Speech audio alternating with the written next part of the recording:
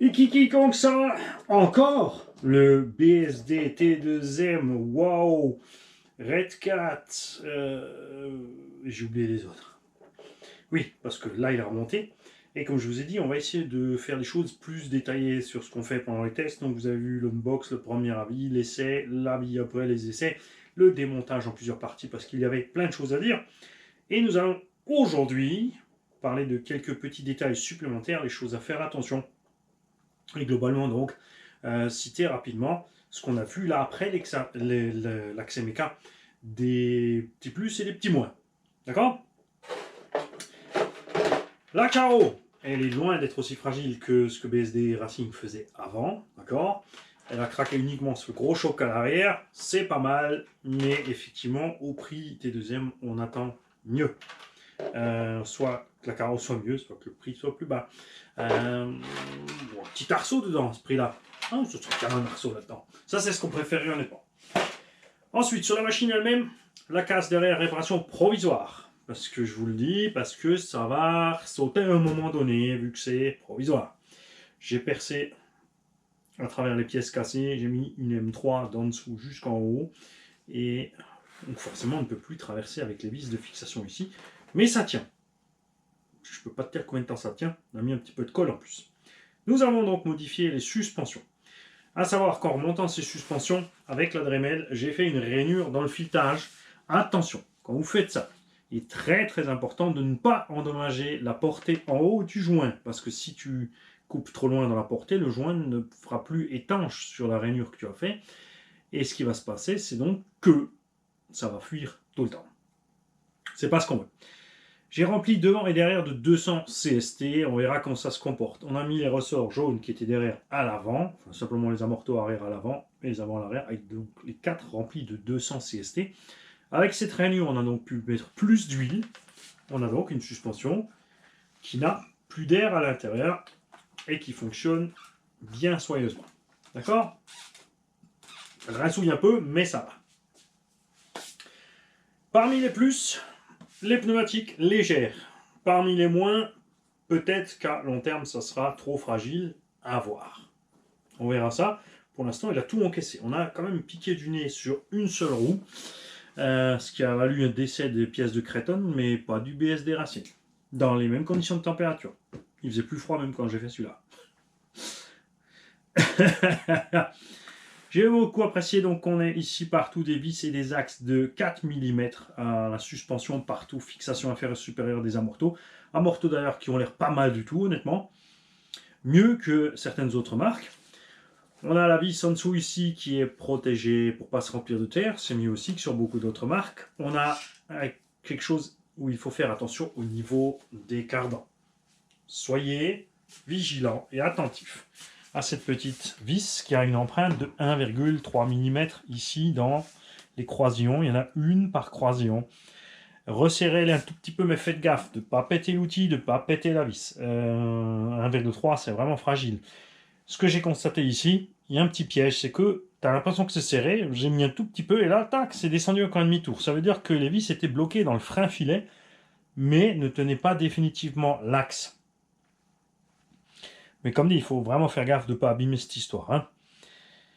Les roulements sont de taille correcte, les diffs sont de taille correcte, les dents, même si c'est en plastique, on l'a vu chez Arma, ça tient largement. C'est pour ça aussi que T2M a choisi de rester en 3S au lieu d'en 4. C'est pas les seuls, hein. Il y a certains robots qui sont en 3, d'autres en 4.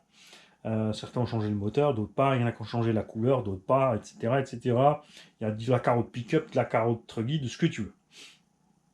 L'axe méca. Alors, certains d'entre vous ont peut-être peur parce qu'il y a 40 vis à enlever en gros, mais avec 40 vis, tu as séparé la machine en deux et tu as tout en main. Tes 3 différentiels, ton moteur, ta réduction primaire, ton boîtier réception, tout ça. Et ça, c'est un des plus, c'est la rapidité à laquelle tu peux enlever l'électro. Il n'y a pas 3 vis à enlever pour enlever le moteur, il n'y en a qu'une. Tu enlèves cette grande vis ici, tu sors ton moteur, tu enlèves 4 vis là-dessous, tu enlèves ta transmission, tu enlèves encore une petite vis ici sur la direction. Donc, 5, 6 vis et tu as séparé l'électronique de ton véhicule pour l'entretien, ça c'est sympa. Petit négatif, la saleté arrive jusque dans les pignons ici, on a une couronne en plastique module 0,8, les arbres intermédiaires et pignons moteurs aussi forcément. Je vous conseille donc vivement de mettre un velcro ici, de mettre une housse. Alors, il y a bien sûr une marque très connue qui fait ça, c'est Dusty, mais les Chinois le font aussi, c'est juste pas écrit Dusty, ce sont les mêmes, quasi les mêmes. De toute façon, c'est une housse pour la saleté. Il n'y a pas besoin de résistance mécanique. Si ta housse a besoin de résistance mécanique, c'est que tu as un problème avec ton engin, ton setup ou ta façon de conduire. Petit moins, la direction donc qui est pile poil à cheval entre les deux. Selon les cerveaux, ça sera peut-être pas le cas. Hein. C'est le cas sur le mien. Soit je suis un cran à 3 à gauche, soit je suis un cran 3 à droite. Alors par contre, en mettant à droite, je suis obligé de trimer moins, ça va un peu mieux. Mais je suis quand même obligé, je vais vous le montrer tout à l'heure, de mettre un peu plus de dual rate pour braquer à fond d'un côté. Et de l'autre côté, du coup, ça force un petit peu. Si le cerveau est assez balèze, ça va encaisser, mais c'est toujours le sauf cerveau qui va travailler pour rien. Le cerveau va forcer quand même. Ça va consommer du jus sur le bec du vario. Donc, à long terme, évidemment, ceci n'est pas idéal, mais pas très grave. La direction, on verra comment ça se passe, cette espèce de slide avec les deux roulements. C'est original, c'est sûr. Ma foi, si ça tient, pourquoi pas. Donc j'aime bien le setup là en 3S. Hein. Sur les trucs 4S que j'ai vu, 3S, j'aime bien. Ça va bien avec les carrés. J'aime beaucoup les portes fusées bien larges, beaucoup de matière, les roulements écartés. J'aime la grosse portée ici de l'hexagone. Je suis un peu moins fan des vis à l'intérieur du cardan où il faut d'abord démonter cette satanée petite 1,3 mm. Il y a de la place côté intérieur des croisillons pour mettre mieux que ça. Côté porte-fusée, évidemment, c'est planqué. Et ça, c'est un autre point positif. Les roulements sont bien planqués à l'intérieur ici, donc loin des projections. Alors, de toute façon, c'est rare qu'il y ait des projections, sauf si tu suis quelqu'un. Mais à l'arrière, regarde, on est vraiment bien protégé. J'en ai profité pour tourner les amortisseurs arrière, puisque nous avons une protection ici. Ça aussi, c'est un petit plus, cette protection. Pour la mettre vers l'avant. Alors, c'est possible que ça touche peut-être, selon le cas, le travail un petit peu, plastique contre plastique, pas très grave, le cardan. Mais vers l'arrière, elle ne sert pas trop à grand-chose, à part retenir la saleté dans la coupelle. C'est pas ce qu'on veut. On a aussi le radiateur et le ventilo de série, ça c'est cool aussi. On a des grosses chapes et des grosses biellettes, même si les sphères sont en plastique. Pour l'instant, elles ont beaucoup moins de jeu que ce que nous fait Arma. L'entredent un peu trop serré au niveau des couronnes et des trucs, comme c'est en plastique, c'est pas très grave. Je serais curieux de voir ce qui se passe chez les autres Badgers, si eux, ils ont des couronnes métal ou des carters métal sur les versions 4S. Pourquoi je ne peux pas encore les voir avant de te faire la vidéo? Parce que je veux que tu bosses un petit peu pour moi aussi, je veux dire. Hein, faut aussi que tu t'y mettes, faut aussi chercher un petit peu les kikis. Sur la radio, j'aime bien la bride. 50, 75, 100%, ça c'est cool. Les trims bougent un peu vite, les interrupteurs ici sont très exposés et se déplacent très vite. Donc avant, quand tu arrives sur le terrain, avant de mettre en route, contrôle bien ici que tu sois dans le sens qu'il faut. Donc moi, je vais faire tout simplement une petite marque pour repérer ma position par défaut, d'accord? Tiens, tu cherches les ennuis, toi. Ça va bien se passer, t'inquiète. Parce que ça s'inverse justement super vite. Maintenant que nous avons ouvert les diffs et ajouté un peu de graisse, nous allons voir si tout fonctionne. Tout d'abord, on va commencer par cette direction. Donc trimer beaucoup moins à gauche que ce qu'elle était à droite. On est à, on va dire, 25%, alors qu'avant on était à 50%. Mais il faudra voir bien sûr sur le terrain ce qui va se passer. Je peux même revenir un peu, tiens, regarde. Je suis vraiment plus qu'à une dizaine de pourcents là. Et je vais te montrer ça là.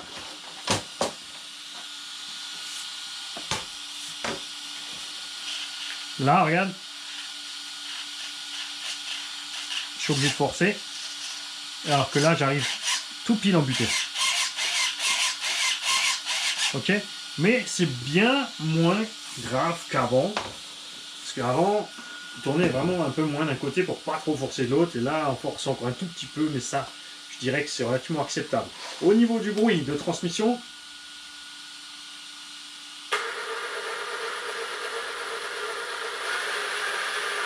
on a fini le cric. Ok? Si c'est bruyant, c'est parce que c'est du module 08. Il y a couronne et pignon pignon moteur et arbres secondaires qui sont en ferraille. Ensuite seulement on est dans le plastique. Plus bien sûr toute la saleté qui est rentrée dedans, comme je vous l'ai dit. Ça évidemment n'est pas vraiment pour. Je n'ai ni touché au pignon, ni rien. J'ai adouci mon huile de diff arrière. J'ai mis de la 3000 CST avec le reste. J'ai laissé goûter une partie de l'huile. J'ai laissé le reste. Alors que devant, on est toujours sur l'huile assez dure d'origine, ainsi qu'au centre. Maintenant, on va mettre les roues.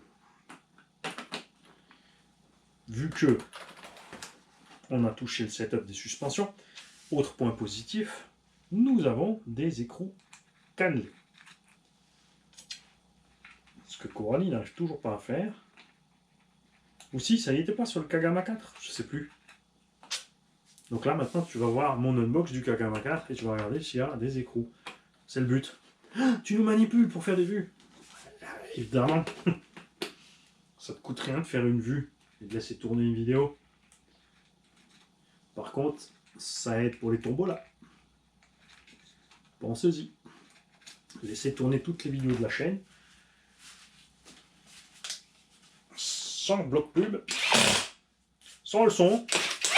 Dans un coin. Chaque fois que vous êtes sur votre PC.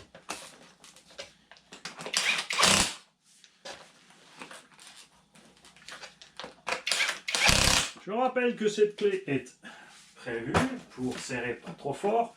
Et puis comme tu as vu, il suffit de pas rester dessus comme un âne. On va vérifier à la main, regarde. C'est pas trop serré, tu vois. C'est juste bien. Regarde, check. Je peux toutes les serrer sans le moindre effort. Encore un tout petit peu. Ça tombe bien. Voilà donc cette affaire. Au départ, on était beaucoup trop raide de l'avant au niveau de l'huile, il remontait quasiment pas. Et à l'arrière, c'était un peu moins grave, mais à l'arrière, il était plus dur sur les ressorts. Sauf si je me suis inversé. Ça va bien pour les sauts, mais dans la pelouse, si vous regardez les vidéos, vous comparez, vous ouvrez deux fenêtres. Des fois, on me dit, ouais, pourquoi tu fais pas un comparo? Mais toi, sur ton PC, tu rapetissis tes deux fenêtres. Tu fais une moitié Bigfoot, une moitié Black Pirate.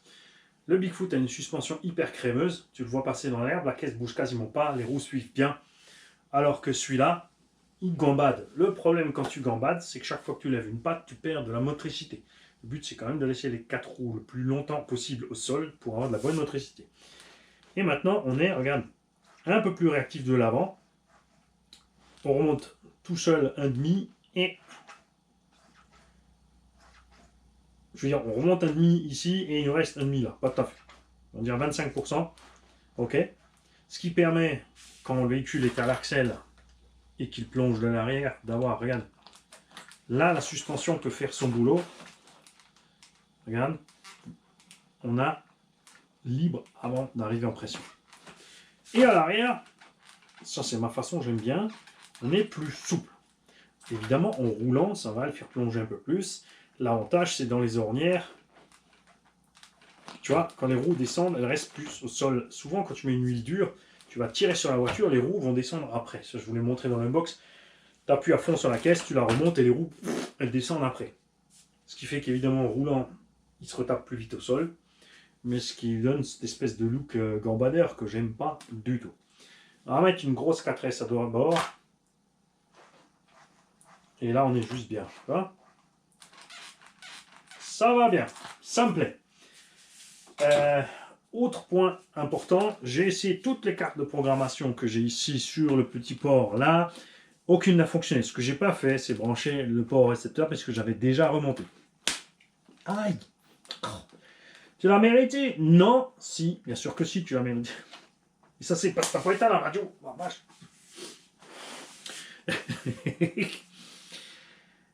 Autre petit point à faire attention quand vous démontez vos différentiels. Je vous ai montré, il y a des petites plaquettes sur les satellites. Elles ont un seul unique sens. Elles ont un méplat et le croisillon aussi un méplat.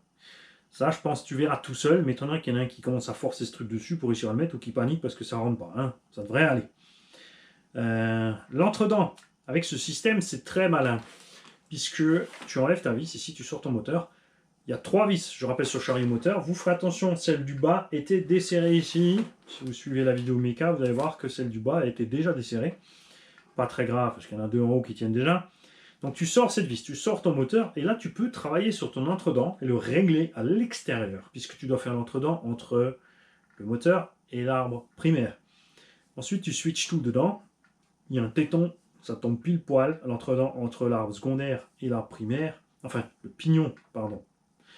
Tu as le pignon moteur, tu as le pignon primaire, les secondaires étant la couronne de diff. Donc ça, cet entredent-là est fixe. On a découvert que cette barre est pleine, mais pas de chocolat. Je pense pas que ça soit vraiment utile, que ce soit une barre pleine, mais bon. Il y a un petit renfort au milieu pour diminuer un peu le flex, ça va bien aussi. Et je crois qu'on a fait le tour. Donc, on note dans les bons points les amortos. Le setup, c'est chacun sa sauce. Je te parle de l'amorto lui-même. Les plastiques globalement inspirent confiance, donc je sens bien pour les cardans, ça a l'air d'aller. Chape, biellette, châssis, tout ça, hein. Le plastique des diffs aussi, du corps de diff, des pignons, des couronnes, tout ça, ça a l'air d'aller. Le setup est sympa. Le look, c'est chacun sa sauce. Le prix, c'est à toi de voir. Chope celui qui te paraît le mieux pour toi, le moins cher pour toi. Fais tes choix. Certains d'entre vous oublient une chose. Je ne suis pas ici pour faire de la pub pour les marques. D'accord ? Je suis ni pro Traxxas, ni machin, ni anti-truc muche.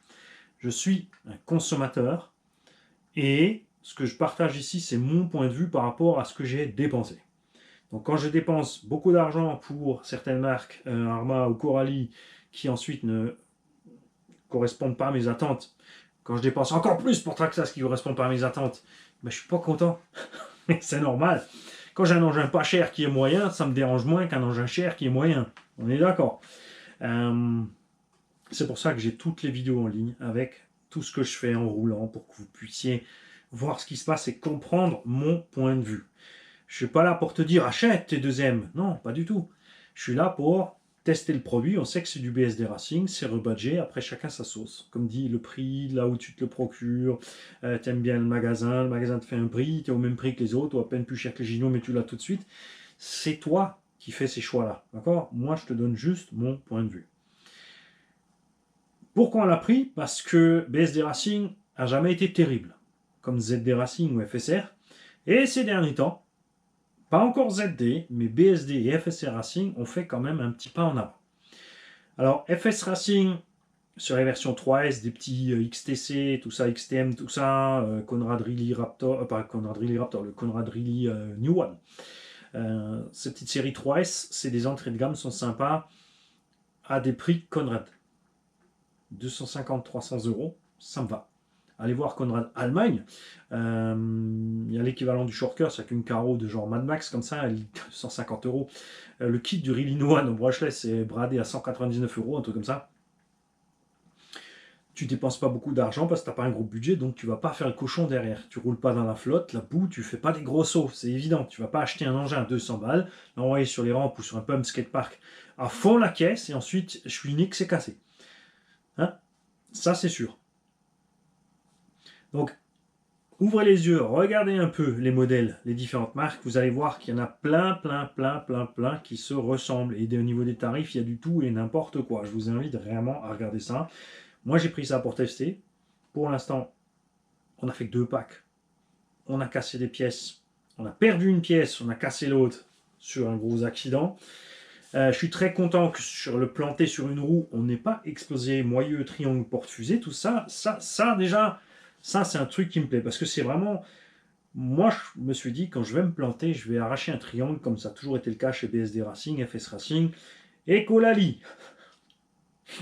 Le froid n'aidant pas, c'est sûr, mais voilà. Puis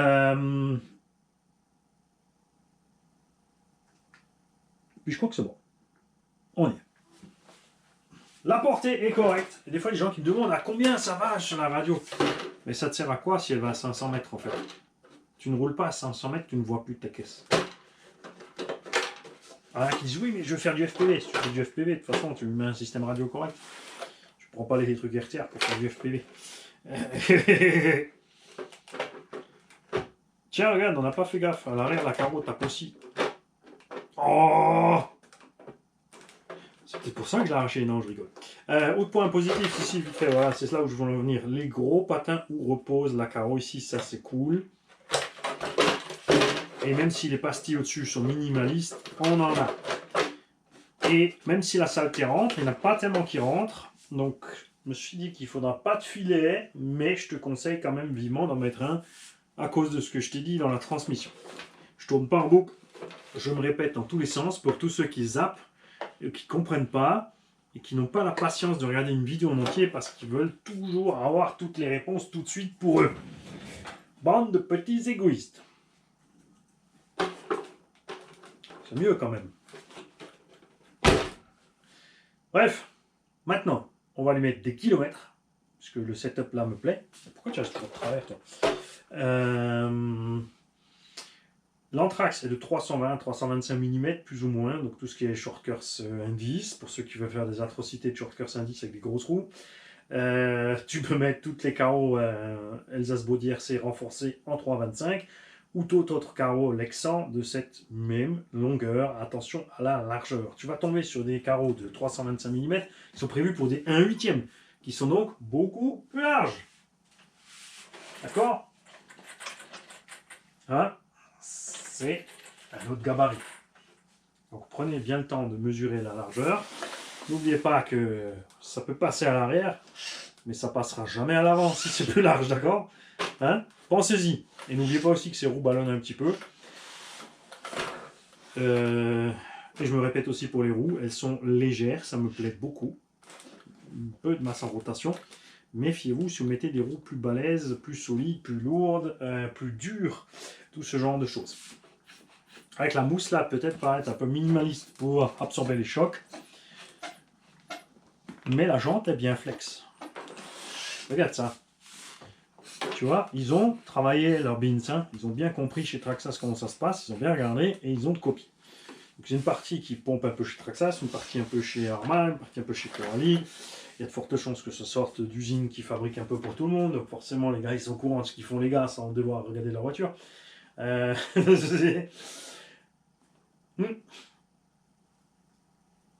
Vous regardez tout ce que vous trouvez en rebadge et les différentes versions. Je n'ai pas regardé s'ils font des plus longs, des plus courts.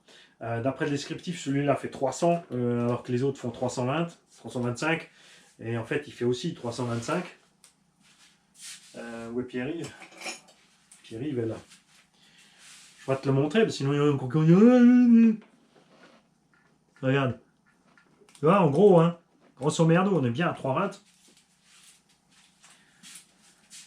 J'aurais aimé un descriptif plus complet de la part du T2M de ce qu'il y a dans la boîte, sur le Varetzer, s'il est programmable ou pas, ce genre de choses, un peu plus de spec dessus, ça aurait été bien. C'est pas très grave. Il me manquait, attention aussi, point important. Ceux qui me connaissent le savent, quand je commence un petit peu à attendre à tourner rond, c'est que j'ai oublié un truc et ça me trotte dans la tête. Ce qui me trottait dans la tête, c'est que quand j'ai ouvert ces 4 amortos, que je rappelle donc que j'ai fait une rainure pour laisser sortir l'air et le trop plein d'huile, il me manquait une membrane. Non, elle n'est pas tombée. Il manquait une membrane sur les 4 amortos. Pas très grave, j'en avais une ici, un peu haute, un peu meilleure d'ailleurs, un peu plus de volume. Ça me plaît mieux. Malheureusement, je n'avais pas les 3 autres de celle-là. Ça m'embête. J'aurais bien aimé mettre les 4 mêmes avec un peu plus de volume sur la membrane. De mon côté, moi j'ai joué club exactement dans le sens où je te montre ici à 150 mètres. Pointe d'oiseau à pied 200-250 mètres. Parce que passer dans le jardin des voisins, ils ne vont pas aimer. Je vais voir avec le big boss Sébastien, puisque lui il aime la RC, hein, d'accord, pour faire un retour à T2M sur ce que nous avons constaté là. Je veux dire, le coup de la membrane, c'est la faute à pas de chance. Quelle marque RC ne nous a pas déjà fait le coup d'oublier un truc? Une vis, il y en a qui ont oublié des roulements. À un moment donné, pendant le Covid, quand certains ont changé les usines, Arma aussi, on s'est retrouvé avec des morceaux en moins carrément. Souvenez-vous, j'avais pas les barres de toit sur mon modèle là. Traxxas, moi ça m'est pas arrivé, mais je crois que ça arrive aussi à certains dans des petits soucis du genre. Des fois, tu as des petits soucis de conception ou d'unité de fabrication. Tu as des couronnes et des pignons qui ne tournent pas tout à fait rond. ce genre de choses. Ça s'est arrivé toute une série de Max. Hein. Des fois, tu as des soucis sur le fournisseur au niveau des matériaux. C'est-à-dire qu'ils te font, par exemple, les couronnes de diff en acier frité. Et le mélange n'est pas bon. Il faut savoir que l'acier frité, c'est de la récup. Hein. Donc, bien sûr, ils ont leur petite formule, tant et tant de ça, tant et tant de cuivre, tant et tant de zinc. Mais il peut arriver que, indépendamment de ce que veut la marque, le fournisseur lui fasse une petite entourloupe, on va dire. Ou même lui, il ne le sait pas, parce que là où il a acheté la ferraille, on lui a pas dit. Ça, on ne sait pas. Donc des fois, comme ça, on a des séries foireuses. C'est certain. C'est encore tôt pour dire que c'est bon, mais ça sent pas mauvais.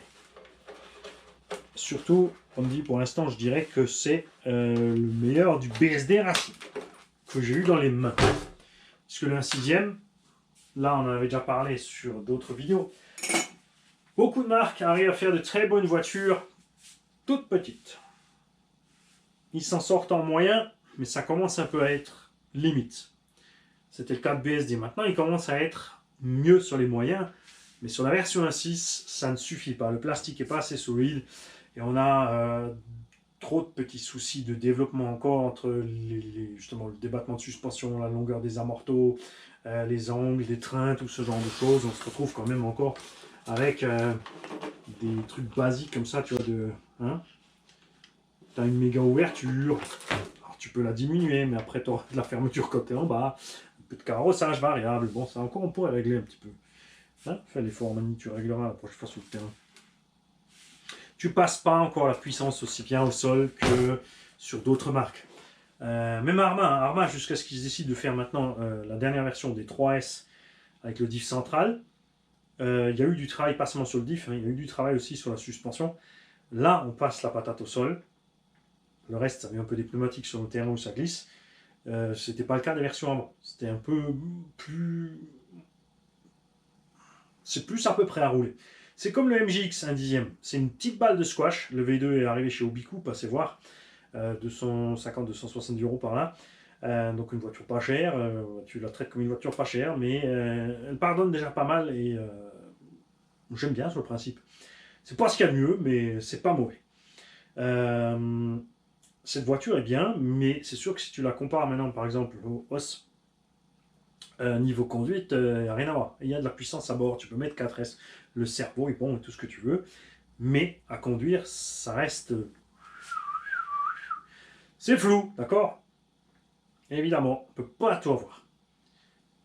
Comme on l'a constaté sur des vidéos d'engins pour débutants, là où moi je ne comprenais pas du tout qu'un constructeur puisse encore nous faire des trucs avec des ressorts, comme sur le Funtech, comme Tamiya et compagnie, il y a quand même des gens qui m'ont dit, moi j'ai des gamins, et les gamins, s'ils n'ont jamais rien roulé d'autre avant, ils ne le savent pas, ça ne les dérange pas. Ce qu'il faut surtout jamais, m'ont dit tous ces papas, c'est leur laisser la radio du X-Max, et après essayer de leur filer un truc comme ça. Parce que là, le gamin, il te regarde, pourquoi toi, tu as une machine qui roule bien, et moi, j'ai un caca qui zigzague. À ce moment-là, il faut lui dire, fiston, tu es petit, je suis grand. Je suis fort, tu es faible, j'ai raison et tu as tort. Ou lui passer la radio du X-Max et te démerder avec la chinoiserie que tu lui as achetée. Ça peut être sport aussi. Je vous tiens au courant, bien évidemment, nous allons filmer le reste de ces péripéties, enfin la suite de ces péripéties. Et s'il tient bon, bah, tant mieux. Franchement, tant mieux. Ça ne sera pas un concurrent du Arma Big Rock, ou Nero, appelle-le comme tu veux, ça m'est égal, on s'est compris. Donc le châssis du granit en 325 mm, avec les bras longs, puisque les bras du Typhon sont plus longs que les bras du granit. Je ne dis pas de bêtises. Les pro Arma, là, racontez-nous. C'est sûr, l'autre il est un peu plus éprouvé sur ça. Ce que j'aime bien sur celui-là, c'est que les roulements sont mieux protégés et le meilleur choix, c'est du KV moteur. Pas de la qualité du moteur, mais des KV moteurs. C'est un moteur pas cher. Mais la preuve, c'est qu'avec des KV pas trop balèzes, même un moteur pas cher, il fait super bien le job. On a un roulant 3S 8000 pour faire à peu près 25 minutes. Puisqu'évidemment, quand tu es pied dedans tout le temps, ça consomme. C'est un moteur d'entrée de gamme aussi, donc tu ne vas pas lui demander des miracles. Si je ne change pas maintenant le moteur, c'est parce que je veux continuer les tests de la machine origine. Le setup que j'ai modifié, c'est plus origine. Théoriquement, ça va rouler mieux. Pour moi, mon avis, ma façon de conduire, ça va rouler mieux. On reprêtera bien sûr l'engin à Hervé, Nathan et Ryan, puisque tous les trois l'ont testé.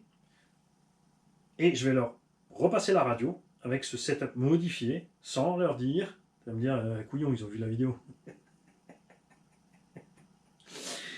Et on verra ce qu'ils en pensent, si ça roule mieux. Parce que Hervé était surpris des performances, de la façon dont il roule, il se comporte en l'air, ça va franchement bien, l'équilibre est bien foutu là. Il n'y a pas de truc sur ça. Mais effectivement, il manquait un petit peu par rapport à son max ou par rapport au Rustler du petit qu'on a préparé, ce qui se passe niveau liaison sol, motricité. Pour moi, c'était principalement dû au fait que cette suspension est trop dure et que l'engin n'arrêtait pas de quitter le sol. Donc tes roues, elles moulinent dans le vide. Et tu n'arrives pas à faire tes virages vraiment bien propres. Ce qui est sûr aussi, c'est qu'avec l'huile plus souple, on va taper peut-être plus vite au sol. Hein, mais on n'a pas pris pour faire les couillons sur un skatepark. Perso. Je vous dis à tous, belle journée. Je ne sais pas quel jour on sera. C'est peut-être lundi matin 8h, donc bonne semaine à tous. C'est peut-être samedi matin, donc bon week-end. C'est peut-être mardi matin, donc bon, c'est toujours au début de la semaine, et ainsi de suite, et ainsi de suite, et ainsi de suite. Salut les kikis. Et j'attends au retour, hein, tous ceux qui ont ces produits-là, que ce soit de cette marque ou de tous les autres rebadges dont je vous ai parlé. Renseignez-vous aussi sur tous ces rebadges. Deux sont disponibles qu'en Angleterre. Bizarrement. Mais si vous trouvez les setups et les fiches techniques, tout ça, prenez-vous l'habitude de le faire. Certains vont me dire, ouais, mais bon, il faut chercher. Mais bon, tu veux acheter un produit, mais tu veux pas être déçu du produit. T'es déjà arrivé sur la vidéo ici, c'est cool. Mais après, il faut... Je te l'ai dit. Évidemment pas le budget pour acheter les 6 rebadges. Je vais pas acheter le BSD, le T2M, le Red 4. Le Red 4, il me plaît. Le WoW machin bidule en Angleterre, tu peux pas l'avoir chez nous en France. Peut-être que j'ai un abonné en Angleterre qui pourrait l'acheter, me l'emballer, comme je fais pour les gars des îles, et me l'envoyer discretos en cadeau. Moi, je le paye par PayPal entre proches. C'est peut-être une solution à voir. Pareil pour le Red 4, hein, si tu passes par la douane et tout ça, c'est chaud avec les tarifs. Donc peut-être demander un abo américain, si on moyen de faire un bins, mais ça me servira à quoi d'avoir les 5 ou 6 mêmes voitures?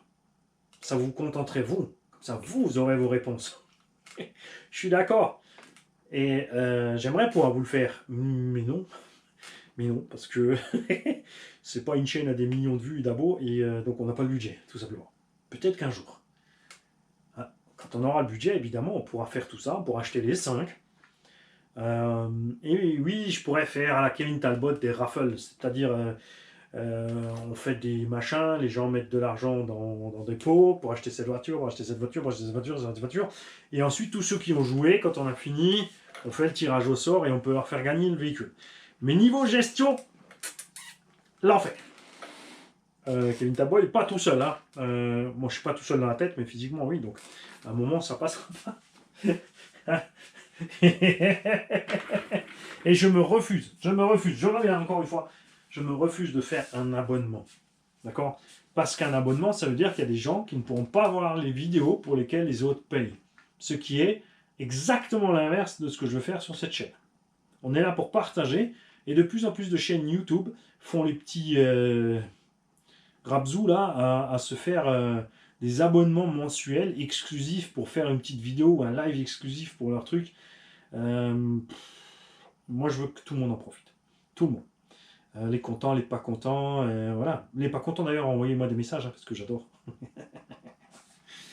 Ah, ouais. Après, c'est sûr, il y a intérêt que vous soyez bien accroché à vos fauteuils. Parce... il y a de l'écho.